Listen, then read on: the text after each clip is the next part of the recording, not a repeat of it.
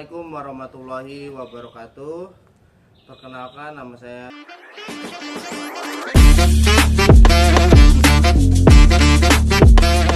akan menjelaskan tentang sejarah wanita berkaitan dengan pemikiran Ki Hajar Dewantara, perempuan sebagai penunjang badan wanita di Taman Siswa. Jadi pendahuluannya adalah Benedict Anderson dalam pendahuluan artikelnya yang berjudul The Idea of Power in Japanese Culture menyebutkan bahwa Taman Siswa di bawah pengarahan Ki Hajar Dewantara dapat menghubungkan pendidikan modern dengan kebudayaan Jawa. Beliau menghubungkan keputusan yang disebut orientasi kekuasaan dinamis dalam cara berpikir orang Jawa. Selanjutnya, Taman Siswa berarti taman untuk pelajar. Taman Siswa berdiri di Yogyakarta pada tahun 1922. Ini merupakan contoh nyata dari sebuah institusi pedagogik yang berkembang untuk menyelesaikan masalah tentang benturan antara paradigma Timur dan Barat. Hal ini diperkuat dengan filosofi Taman Siswa, yaitu memberikan pendidikan nasional yang modern dengan tetap menjaga nilai-nilai lokal. Ki Hajar Dewantara lahir dengan nama Raden Mas Wardi Suryaningrat pada 2 Mei 1889. Pada zaman kolonial Belanda, status aristokratnya memungkinkan beliau untuk mendapatkan pendidikan barat dengan puncaknya memasuki sekolah kedokteran Stovia di tahun 1908. Begitu adalah biografi singkat Ki Hajar Dewantara. Selanjutnya, fokus utama dari penjelasan ini adalah paradigma Ki Hajar Dewantara tentang perempuan sebagai penunjang badan wanita di Taman Siswa. Dalam buku karya Ki Hajar Dewantara disebutkan bahwa laki-laki dan perempuan dapat belajar secara bersama-sama pada saat perempuan sebelum memasuki waktu puberty period. Maka anak-anak perempuan dan laki-laki mendapat pengajaran dan pendidikan secara bersama-sama. Koedukasi. Mereka bermain, belajar bersama-sama di dalam rumah tempat tinggalnya secara bersama-sama. Kemudian pada masa birahi atau akil balik, yaitu dalam budaya Jawa dibatasi dengan sunatnya anak laki-laki, maka anak perempuan dan laki-laki dipisahkan tempatnya keputren dan kesatrian.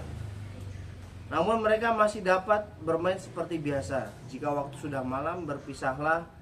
Laki-laki dan perempuan selanjutnya akan diuraikan dalam pembahasan tentang peran perempuan dalam badan Taman Siswa. Selanjutnya kita memasuki materi yang pertama, kedudukan wanita menurut pandangan Ki Hajar Dewantara. Kodrat wanita menurut Ki Hajar Dewantara adalah dalam lahirnya tubuh wanita itu berbeda dengan fisik laki-laki. Karena perbedaan ini berkaitan dengan kodrat wanita, yaitu kewajibannya sebagai seorang ibu yang akan mengandung, melahirkan, menyusui, dan lain-lain. Berkaitan dengan kewajiban perempuan yang tidak dapat dipungkiri tersebut, tentu bahwa persamaan hak antara laki-laki dan wanita berbeda secara tingkah laku. Hal ini dapat dilihat seringkali wanita tidak dapat meniru perbuatan laki-laki karena bukan kodratnya. Walaupun wanita tidak dapat melakukannya seperti tenaga laki-laki, namun itu tidak dapat berbahaya bagi kesehatan tubuh wanita.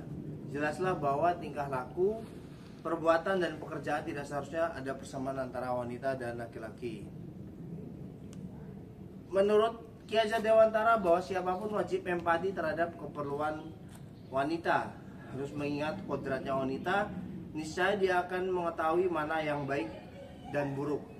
Kita tidak boleh terburu-buru meniru gaya modern atau tingkah laku Eropa serta dengan rasa konservatif.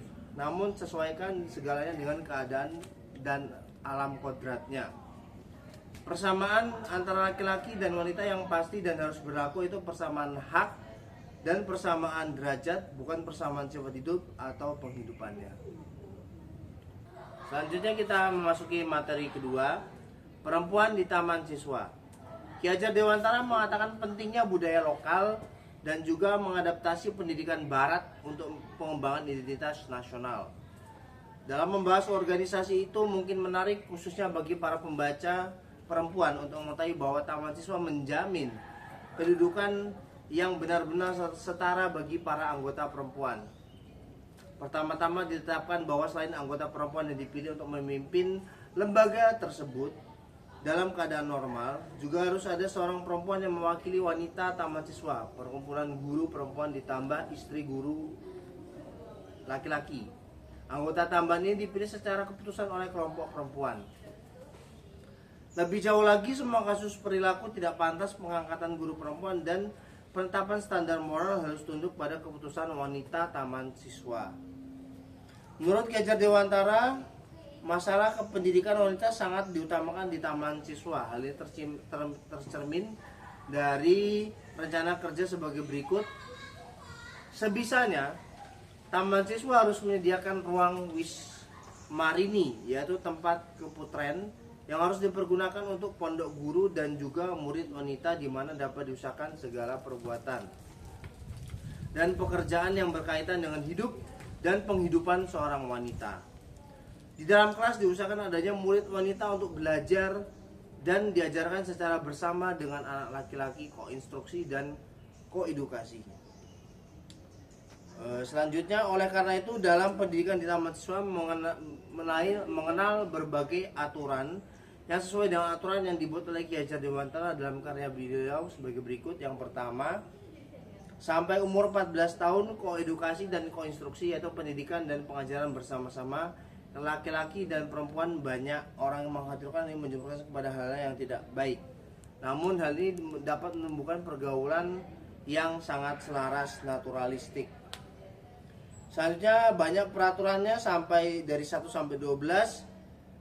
Saya akan menyingkatnya. Oleh karena itu kita sering bingung tentang alam pikir untuk mendapatkan pendapat tentang suatu hal.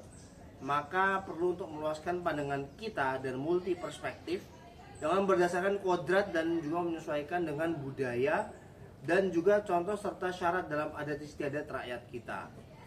Jadi penjelasan di atas sudah cukup untuk memberi penerangan kepada bapak atau ibu dan kaum pendidik tentang perhubungan yang layak dan berfaedah antara gadis, perempuan, dan anak laki-laki dalam usaha mencari keselamatannya di dalam badan taman siswa. Wasitorini sebagai konsep pendidikan perempuan oleh Ki Hajar Dewantara.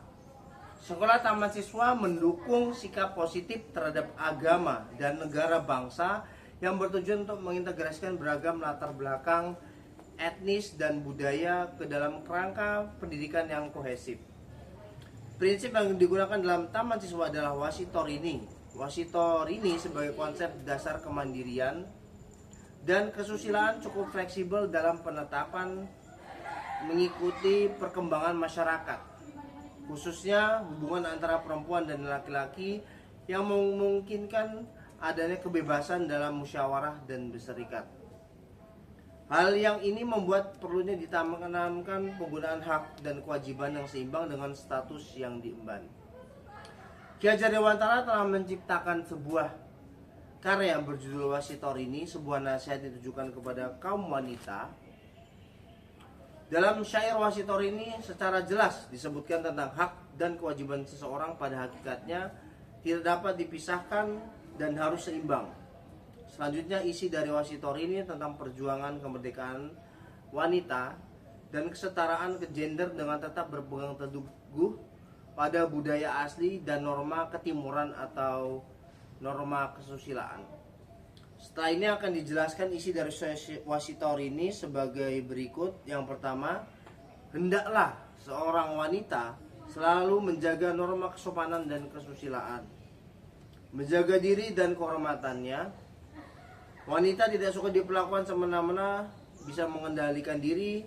Seorang perempuan harus memiliki sifat teliti dan pandai memilih hal baik dan buruk.